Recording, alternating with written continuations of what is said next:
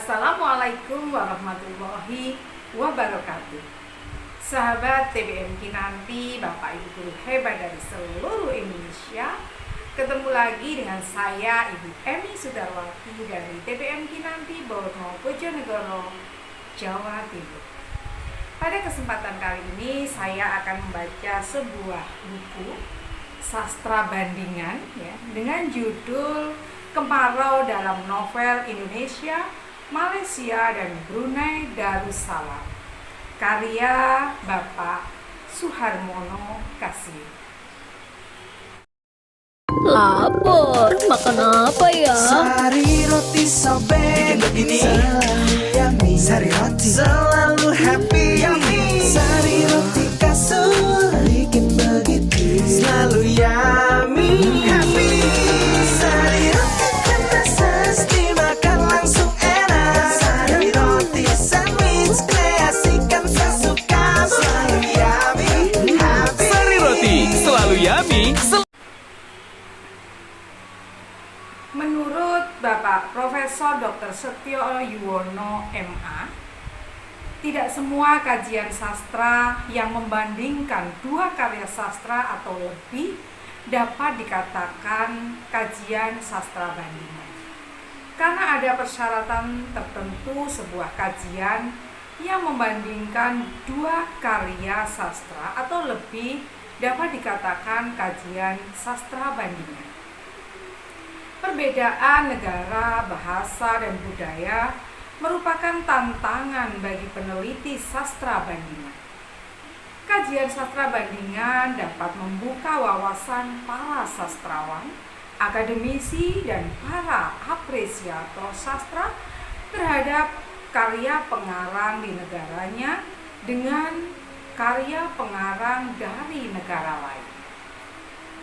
Kajian novel yang dilakukan oleh Bapak Suharmono Kasih merupakan kajian sastra bandingan yang menarik. Bagaimana sastrawan dari tiga negara agraris menyikapi gejala alam kemarau terhadap permasalahan tokoh, masyarakat, dan lingkungan.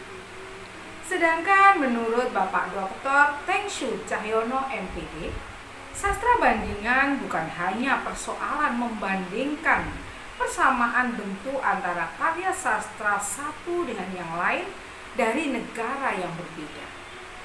Yang utama justru bagaimana sastra bandingan dipakai untuk melihat persoalan kemanusiaan dari berbagai negara dan mencari benang merahnya. Itulah yang dilakukan oleh Bapak Suharmono Kasih dalam bukunya ini. Salah satu model kajian sastra bandingan yang bisa menginspirasi para peneliti. Menurut Dr. Maria Mintowati MPD, karya sastra merupakan jembatan untuk memahami budaya dan pandangan hidup antar bangsa. Salah satu cara untuk meniti dan menelusuri jembatan itu adalah melalui kajian sastra bandingan sebagaimana yang dilakukan oleh Bapak Suharmono Kasih dalam buku ini. Dan yang terakhir, menurut Dr. Setiawan Enhum, sastra bandingan berusaha menemukan kearifan di dalam perbedaan dan persamaan. Perbedaan dan persamaan itu tersaji dalam bentuk dan isti sastra. Penulis sudah melakukannya dalam dimensi 3 negara. Hasil penelitiannya memberikan pengayaan pada pembaca sastra di ASEAN umumnya dan di Indonesia, Malaysia, serta Brunei khususnya. Itu tadi tanggapan atau sambutan dari 3 ilmuwan tentang buku sastra bandingan karya Bapak Suharmono Kasih yang berjudul Kemarau dalam Novel Indonesia, Malaysia, dan Brunei Darussalam. Coba kita baca sedikit nukilannya. Novel ini ditujukan kepada para sahabat di jurusan Bahasa dan Sastra Indonesia Universitas Negeri Surabaya. Kita ketahui bersama bahwa Bapak Suharmono Kasihun adalah mantan dosen di UNESA. Saya bacakan dulu biografi tentang beliau. Namanya Suharmono Kasihun atau biasa disingkat Suharmono K. Lahir di desa Kauman Sumoroto, Ponorogo. Menempuh pendidikan di SD Sumoroto 1, lulus tahun 66. Kemudian menempuh pendidikan SMP di Ponorogo, pernah sekolah di SMA 1 Ponorogo selama setahun, kemudian berpindah-pindah dan menyelesaikan SMA-nya di SMA Muhammadiyah 1 Surabaya. Selepas SMA, Suharmono Kasihun melanjutkan di IKIP Surabaya, IKIP Malang, dan UNESA. Ia menjadi staf pengajar di Universitas Negeri Surabaya. Suharmono Kasihun menulis dalam bahasa Jawa dan bahasa Indonesia. Karyanya yang sudah terbit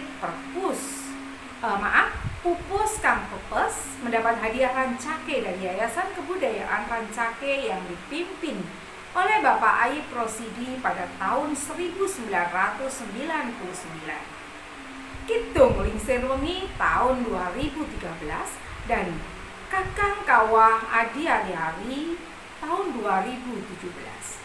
Mendapat hadiah Rancake tahun 2018 dan Den Bagus. Karya-karya yang lain dimuat dalam beberapa antologi bersama penulis Jawa Timur.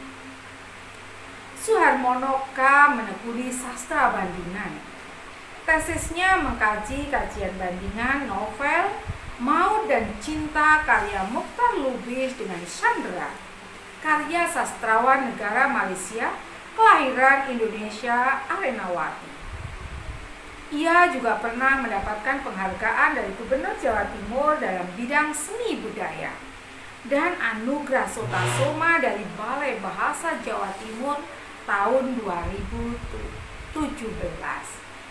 Bagaimana sih sastra bandingan yang ditulis oleh Bapak Suharmono K ini? Mari kita baca.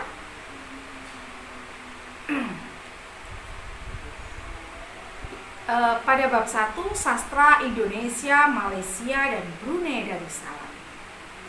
A. Karya sastra rumpun Melayu dari 3 negara. Indonesia, Malaysia, dan Brunei Darussalam merupakan 3 negara, namun warga asli 3 negara ini berasal dari satu rumpun, yaitu rumpun Melayu di wilayah Asia Tenggara yang meliputi semenanjung Asia dan pulau-pulau di wilayah Nusantara. Rumpun Melayu mendiami wilayah yang cukup luas, yaitu wilayah Nusantara. Sejak sebelum kehadiran penjajah, ada usaha untuk mempersatukan wilayah Nusantara yang terdiri dari rumpun Malaysia, seperti yang dilakukan oleh Mahapati Gajah Mada dengan Sumpah Palapa. Namun setelah kehadiran orang kulit putih Belanda, Inggris, Portugis, Spanyol, dan Amerika, wilayah Nusantara yang terdiri atas ras Melayu menjadi terpecah belah. Masing-masing wilayah mengalami perkembangan yang banyak dipengaruhi oleh penjajah masing-masing wilayah. Indonesia, Malaysia, dan Brunei Darussalam merupakan rumpun Melayu yang mempertahankan bahasa Melayu sebagai bahasa nasional di masing-masing negara. Bahasa Indonesia pada hakikatnya adalah bahasa Melayu. Sumpah Pemuda 28 Oktober 1928 yang menyatakan kami putra putri Indonesia menjunjung bahasa persatuan bahasa Indonesia merupakan bentuk lain dalam mengangkat bahasa Melayu menjadi bahasa nasional. Meskipun ketiga negara merupakan pemerintahan sendiri-sendiri, identitas Melayu khususnya bahasa Melayu masih tetap dipertahankan oleh ketiga negara.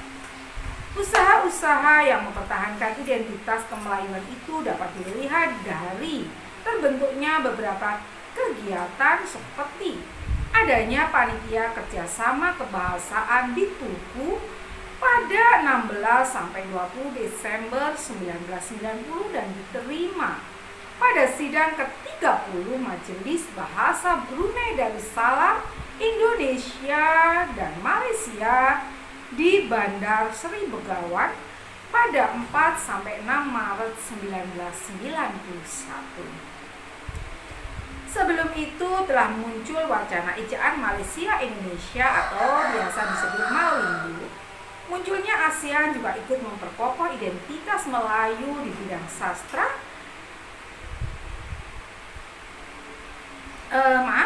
Di bidang sastra terbentuknya Majelis Sastra Asia Tenggara atau MASTERA yang anggotanya terdiri atas 3 negara yaitu Indonesia, Malaysia, dan Brunei Darussalam. Juga ikut memperkokoh identitas Melayu. Di Singapura, kedudukan bahasa Melayu terdesak oleh pemakaian bahasa Inggris, sehingga bahasa Melayu semakin ditinggalkan oleh masyarakat penduduknya. Namun demikian, usaha-usaha perluasan penggunaan bahasa Melayu dilakukan oleh pemerintah Singapura. Menurut Abdullah tahun 2003, halaman 8, usaha perluasan pemakaian bahasa Melayu itu diantaranya dengan memasukkan aspek-aspek kesusastraan Melayu di peringkat pra-university dalam pengajaran bahasa Melayu di sekolah-sekolah dengan penumbuhan kurikulum planning dan development division dan kegiatan luar darjah seperti lomba penulisan esai, kuis bahasa, deklamasi, bercakap peta, dan peraduan bahasa. Secara umum, pengertian Melayu adalah semua suku bangsa di seluruh alam Melayu dari Filipina hingga ke Irian, Sumatera, dan Kamboja. Dalam pengertian yang lebih luas, Melayu meliputi semua penutur bahasa Melayu dalam kelompok bahasa Melayu Polinesia. Itu menurut Syarif tahun 2002 halaman 9. Dalam perkembangannya pengertian ras Melayu oleh beberapa ahli dipersempit lagi. Menurut Ahmad dalam Syahrif 2002 halaman 8, yang termasuk ras Melayu adalah orang peranakan Melayu atau salah satu ibu bapaknya adalah orang Melayu dan beragama Islam. Sesuai dengan pendapat itu berarti seseorang yang secara ras keturunan Melayu tetapi tidak beragama Islam berarti bukan Melayu. Padahal Islam bukan dominasi Melayu, tetapi dapat dianut oleh semua umat yang meyakini kebenaran Islam. Sudut pandang pemerintah Singapura tentang Melayu berbeda dengan pengertian Melayu seperti yang dikemukakan oleh Syarif. Pemerintah Singapura membedakan antara Melayu, Boyan, Bugis, dan Jawa. Di dalam kad atau kartu pengenal yang dikeluarkan pemerintah Singapura terdapat identitas yang dapat diisi dengan Malay, Javanis, Boyanis atau Boyanis. Mereka yang kartu pengenalnya tertulis Malay berhak menerima bantuan dan kemudahan dari pemerintah. Di Malaysia, pengertian Melayu dari sudut pandang pemerintah juga mempunyai pengertian khusus. Seseorang yang dapat digolongkan Melayu harus beragama Islam. Hal itu diatur dalam Perlembagaan Malaysia, bahagian 12 perkara 120. Melayu artinya seorang yang menganuti agama Islam. Lazimnya bercakap bahasa Melayu, patuh kepada adat Melayu dan telah diperanakkan di persekutuan atau Singapura sebelum merdeka, atau salah seorang daripada ibu bapaknya diperanakkan di persekutuan atau Singapura dan pada hari itu bermastautin di persekutuan atau Singapura, atau B. keturunan orang sedemikian. Ini menurut Syarif tahun 2002 pada halaman 8. Penduduk Malaysia dibedakan antara Melayu dan Bumiputra dan diikuti oleh beberapa prioritas. Orang Melayu mempunyai beberapa keistimewaan, seperti mendapat beasiswa, mendapat pinjaman, atau memenuhi kuota dalam perkhidmatan awam. Batasan orang Melayu di Malaysia berbeda dengan batasan tentang sastra Melayu.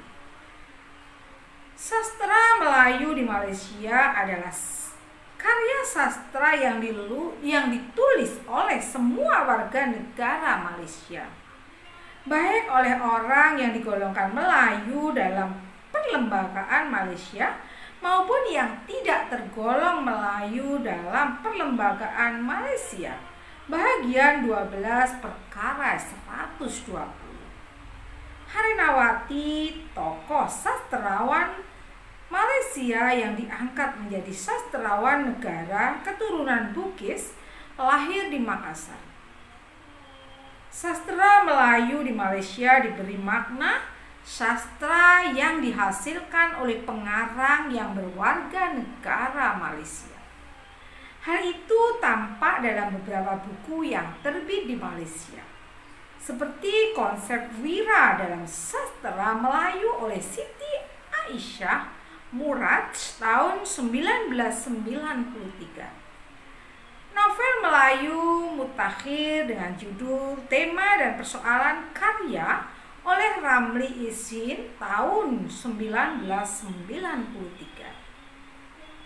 Poetika Sastra Melayu oleh Muhammad Haji Saleh tahun 2000. Sejarah Kesusastraan Melayu Modern novel oleh S. Othman Kelanta dan Abdullah Tahir tahun 2003. Dan Sejarah Kesusastraan Melayu Modern cerpen oleh Othman Puteh dan Ramli Isin tahun 2003. Di Indonesia, pengertian sastra Melayu merujuk pada sastra lama berbahasa Melayu seperti cerita Pak Kadu, Pak Belalang, sejarah Melayu, sastra berbahasa Melayu yang ditulis dalam Melayu Pasar oleh peranakan Tionghoa. Indo-Belanda dan sebagian masyarakat Indonesia seperti dalam buku-buku bacaan liar. Nama bacaan liar diberikan oleh pemerintah Belanda karena isinya dinilai menghasut. Jika dirunut lebih jauh, sebenarnya Azab dan Sengsara Siti Nurbaya Salah Asuhan dapat digolongkan dalam sastra Melayu. Pada zaman Angkatan Siti Nurbaya atau Angkatan Balai Pustaka, semua pengarang berasal dari Sumatera. Karena pada masa itu hanya pengarang dari Sumatera yang menguasai dan menulis dalam bahasa Melayu atau Indonesia. Pengarang dari luar Sumatera menulis dalam bahasa daerah masing-masing. Sesuai dengan perkembangan sosial dan politik dari masa ke masa, pengertian Melayu ternyata mengalami pergeseran. Kehadiran penjajah di wilayah Nusantara mempunyai peran besar dalam perubahan dan pergeseran budaya Melayu. Namun demikian, tidak dapat dipungkiri bahwa unsur Melayu masih melekat pada bangsa-bangsa di Asia Tenggara.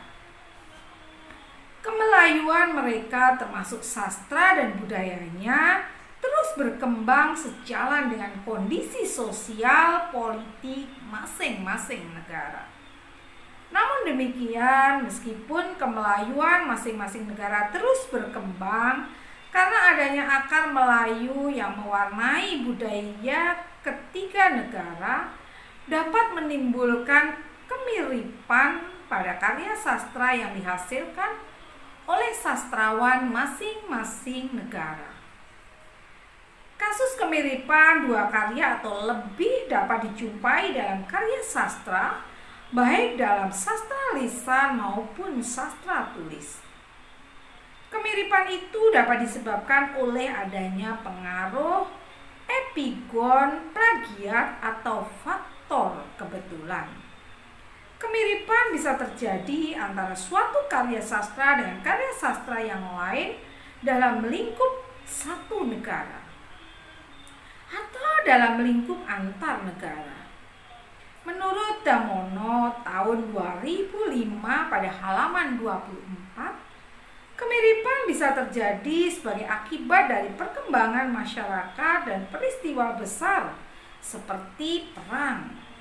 Sehabis perang, kesusastraan cenderung mengungkapkan berbagai masalah seperti kekacauan, kesengsaraan, atau pujian terhadap pahlawan.